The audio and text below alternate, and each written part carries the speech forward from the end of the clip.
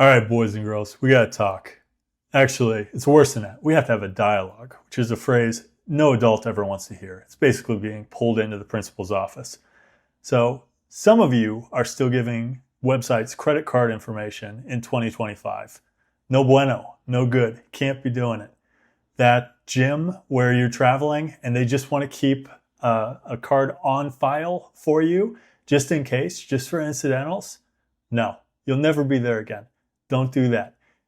It's just going to lead to, in 6 months, you're going to find either a bogus charge or you're going to find out that they accidentally leaked your credit card information and they'll give you a complimentary month of Secure Alert or LifeLock or something that does nothing. Awesome. Incredible. No, there's a better way, and we're going to talk about that better way, which is virtual credit cards. What is a virtual card? Here I've got a definition, but I'm going to you can pause if you want to read this. I'm going to break it up into a few things. One, it's a temporary thing. You can throw it away at any time, which is awesome. It doesn't impact your credit history when you do. That's different than an actual card. Two, it's virtual, meaning you don't have a physical card and you can only really use it online, typically. Three, you can set spending limits, and this is the key. This is what's so clutch and so money about these things. You can set spending limits so you don't get overcharged. And finally, boy, it's hard to do four with that. The other way, finally, you can lock it to a specific merchant or category, like online purchases. All that is great. It works just like a normal credit card would. You get a 16-digit payment number with a verification code and an expiration date. There are a lot of different providers of virtual credit cards out there. Most of them, though, tend to be tied to having an account with a specific bank. So, for example, the Capital One card, all these virtual credit cards require you to have a Capital One bank. Additionally, most of the interfaces for these tend to be something like a free browser extension or a digital wallet that they have, or putting something into a Google account. These are all things that personally I don't want to do, just because I would rather have fewer things installed on my computer that are tracking me. Really, all I want fundamentally is I want that 16-digit number so that I can provide it to whoever is hassling me at this moment and set spending and category limits. For this reason, I picked Privacy.com, which sounds like a scam your grandmother would fall for. I'm not being paid by these guys, but I should be, because I'm essentially about to give them a promotional. I've been using them for about a year. They've been great. If they ever cease to be great, I'll leave. I'll probably update a video or something like that talking about my complaints. But it's free, which to me is concerning with financial things. So I needed to know more. But you can see they have a personal tier. And the only thing that tends to bump up is you can have more cards and you can have category locks, card sharing, card notes.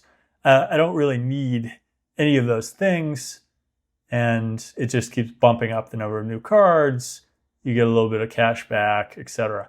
So I was okay with free, but I needed to understand more about what it was. So here we can find how they actually make money and what they charge. So there are no monthly fees or transaction fees for using the basic plan. We only make money off the interchange fee. This is the fee that the merchant pays for accepting a debit or credit card, and we will never sell your personal data. So essentially, on every credit card transaction, there's like a 2.3 to 2.8% fee that happens. It's different based off categories and a whole bunch of things. There's some really interesting kind of gamesmanship going on there. But that's how credit cards can offer you like cash back and things like that, is they give you a chunk of that. So they take some of that. So I'm okay with that. You may not be okay with it, in which case, look at any of the other providers of virtual credit cards. Maybe you already have an existing account with a bank that you like and they provide it. But anyway, I'm going to show how to use Privacy.com from here on out. So you would add a funding source. In this case, I just have a bank account that is backing all of this. And then you create cards. So I have some existing cards here. We'll go through the process of creating a new card. You can make a single use or merchant locked.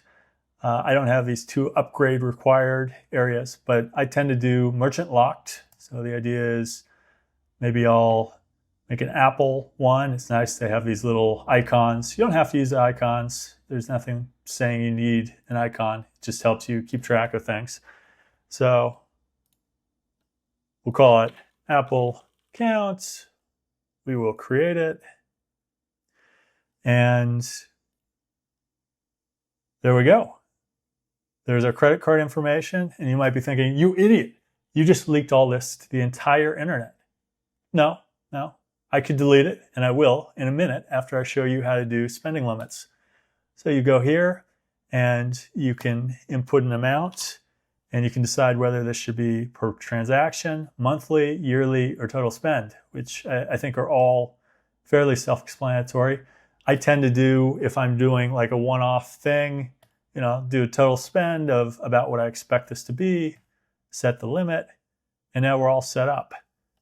So now you don't have to trash the card. You could also pause it. And I've never done any of these other things.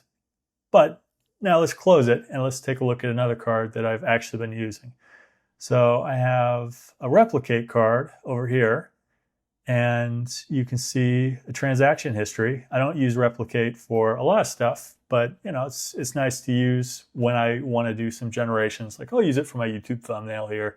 Anyway, so that's really it. Yeah, you take the details of the card, you plug it into the payment site, and you use it. I've never had a problem. Hopefully this is helpful for you. Hopefully this helps you avoid identity theft and all kinds of bad things that come with it. Anyway, I am on that YouTube grind. Suggest different content, categories, stuff that I should be doing. Thanks. Talk to you later. Bye.